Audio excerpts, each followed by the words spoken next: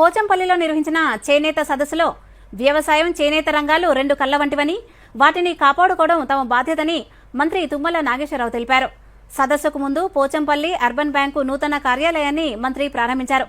ఈ సదస్సులో Bhuvanagiri MP Kiran Kumar Reddy, Bhuvanagiri MLA కుంభం Anil Kumar Reddy, principal secretary Shailaja, Pochampally చేనేత కార్మికులు, నాయకులు పాల్గొన్నారు. ఈ సందర్భంగా మంత్రి మాట్లాడుతూ గత ప్రభుత్వం చేసిన అప్పులకు 6,000 కోట్లకు పైగా వడ్డీలు చెల్లిస్తున్నామని ఆరోపించారు. ఈ శాఖల కోసం 200 కోట్లు ఖర్చు చేసే చోట ఇప్పటికే 1000 కోట్లకు పైగా వెచ్చించామని, నేతన్నలకు అన్ని పథకాలు అందిస్తున్నామని తెలిపారు. థ్రిఫ్ట్ స్కీమ్ కోసం పోరాటం చేశామని, త్వరలో ప్రతి నేతన్నకు ₹1,00,000 రుణమాఫీ అమలు చేస్తామని అన్నారు. నేత భరోసా కింద 18,000, సహాయకులకు 9,000, నేత బీమా కింద ₹5 లక్షల వయసు పరిమితి లేకుండా అందిస్తున్నామని వెల్లడించారు.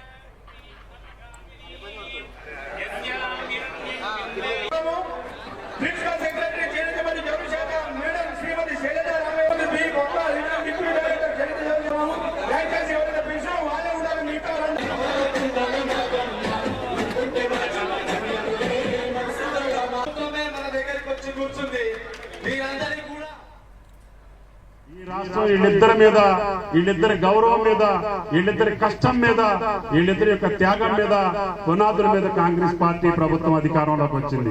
అందుకని ముఖ్యమంత్రి గారు అన్న ఈ రెండు కళ్ళు మనకి ఎంత కష్టమైనా, ఎన్ని ఇబ్బందులున్నా, నాకు ఆర్థిక పైన వెసులుబాటు లేకపోయినా ఈ 2 శాఖల్ని మీరు కంటికి రెప్పలా కాపాడాలని చెప్పి బాధ్యతలు అప్పచెప్పారు.